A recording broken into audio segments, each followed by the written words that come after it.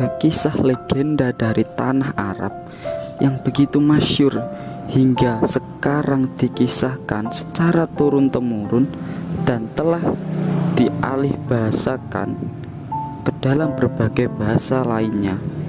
Kisah ini adalah bernama Laila dan Majnun, sepasang kekasih yang menjalin kisah cinta abadi yang berakhir dengan tragis. Kisah ini itu sebetulnya sudah dikenal di Persia pada abad ke-9. Namun kisah cinta ini baru populer setelah dirangkai indah oleh seorang pujangga yang sama-sama asal Persia yang bernama Nizami Ganjavi. Oleh karena itulah terdapat berbagai versi yang ditulis ulang oleh para penulis lainnya. Oleh karena itu ada yang bertanya, kisah ini benar-benar ada atau tidak? Apa hanya karangan belaka? Kalau menurut saya, terlepas dari itu semuanya, jangan mempersoalkan hal itu. Yang penting ambil hikmah yang bisa dijadikan sebagai pelajaran hidup sehari-hari kita. Jadi dulu kisahnya itu ada seorang laki-laki muda yang bernama Kois.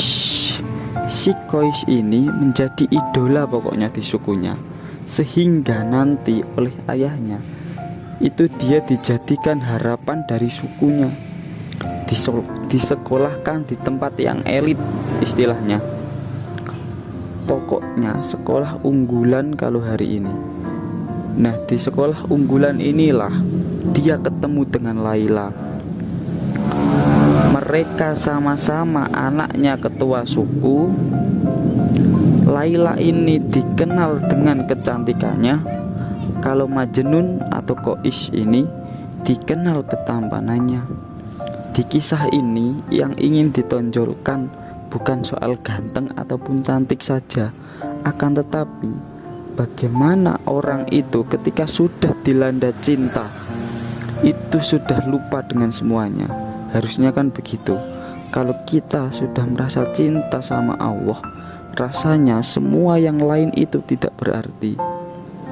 Kita boleh mengklaim kalau kita sudah cinta sama Allah, kalau apapun yang lain di dunia ini itu sudah tidak terikat dalam diri kita. Artinya tidak terikat itu begini: ketika ada suatu persoalan dunia yang memberatkan hati kita, itu kita tidak terikat oleh itu, dan kita selalu meminta perlindungan dan selalu memohon doa kepada Allah Subhanahu wa Ta'ala. Kalau kita masih merasa panik, sumpek, merasa gelisah, masih khawatir, masih takut ketika kita ada masalah, berarti itu kita belum cinta kepada Allah. Ya, cirinya itu. Lah, ceritanya itu Laila dan Majnun itu satu sekolahan. Oleh karena itu, ketika Majnun melihat Laila pertama kali dalam pandangan pertama, ia langsung merasa jatuh cinta. Kois pun tak dapat mempersembahkan apapun selain puisi-puisi yang indah. Laila pun yang sering dan keseringan mendengar puisi dari si Kois tadi merasa kagum pada puisi Kois, dan Laila juga menaruh perasaan yang sama terhadap si Kois. Kois yang tergila-gila pada Laila terus-menerus menulis puisi yang memuji sosok si Laila. Ia tidak segan untuk membacakan puisi tersebut di sudut-sudut jalan. Wahai Laila, cinta telah membuatku lemah tak berdaya, seperti anak hilang jauh dari keluarga dan tidak memiliki apa-apa. Cinta laksana air yang menetes menimpa bebatuan. Waktu berlalu dan bebatuan itu akan hancur berkepingan, berserakan bagai kaca berpecahan. Begitulah cinta yang engkau bawa padaku, dan kini telah hancur binasa di hatiku. Nah, begitu syair dari si Kois. hingga orang-orang memanggilku si gila yang suka merintih dan menangis sedih. Mereka telah mengatakan aku atau menjuluki aku Majnun yang telah gila atau tersesat. Wahai, mana mungkin cinta akan menyesatkan? Bagiku cinta adalah keindahan yang membuat mata tak bisa terpejam. Pemuda mana yang akan bisa selamat dari api cinta? Nah, itu Majnun atau Qais, dikenal pintar membuat syair-syair indah.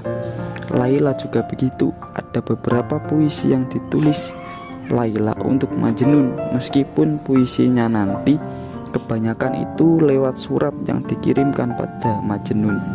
Itu salah satu contoh Laila juga mengalami kemabukan cinta. Semua yang tampak dari manusia adalah kebencian, namun cinta telah memberikan kekuatan. Orang-orang mencemooh hubungan kita. Sesungguhnya mereka tidak tahu apa-apa betapa kerinduan yang tersimpan dalam dada ini. Jadi ini dua orang, anaknya orang terpandang, kemana-mana tidak bisa dipisahkan. Jadi gosip di mana-mana. Wong sedang belajar, lagi sedang sekolah, itu terus jadi gosip dan jadi bahan omongan orang lain. Nah, ayahnya si Laila ketika mendengar hal itu, ayahnya si Laila itu merasa bahwa ini adalah pencemaran nama baik. Jadi ini akan meruntuhkan kehormatan suku nantinya. Maka untuk tidak timbul masalah dan tidak jadi bahan omongan terus, Laila itu disuruh di rumah saja oleh ayahnya, tidak usah sekolah lagi. Jadi dua anak muda yang sedang senang-senangnya, sedang mabuk-mabuknya, sekarang dipisahkan. Lah, disitulah babak pertama kegilaannya Majnun dimulai. Jadi waktu dipisahkan itu, mulailah si Majnun ini cari-cari cara untuk bisa ketemu Laila. Akan tetapi gagal terus. Saat itulah keluar banyak syair-syair, tangisan-tangisan. Kemana-mana yang keluar dari mulutnya itu hanyalah Laila. Pokoknya Laila, Laila, Laila terus itu yang keluar dari mulut si Majnun. Ini pelajaran sebenarnya bagi kita, bahwa kalau kita memang sedang jatuh cinta sama Allah, maka akan keluar secara otomatis dari mulutmu nama Allah. Jadi kalau sudah cinta, itu akan otomatis keluar sendiri dan tidak perlu dipaksa-paksa. Tidak perlu sekian malam, pokoknya saya harus baca sekian ribu namanya Allah misalnya seperti itu. Jadi tidak harus diartikan begitu, dipatok seperti itu, tidak harus seperti itu. Karena kalau sudah cinta, otomatis akan keluar cinta itu dari dalam diri kita. Maka latihanlah untuk jatuh cinta, biar jiwamu itu paham. Kayak gini loh jatuh cinta itu, gimana sih cara mencintai, gimana sih cara menumbuhkan cinta itu? Ya mbok latihan. Itulah yang dialami oleh Majnun, yang dialami oleh Qais tadi. Kemana-mana yang dia sebut hanyalah nama Laila,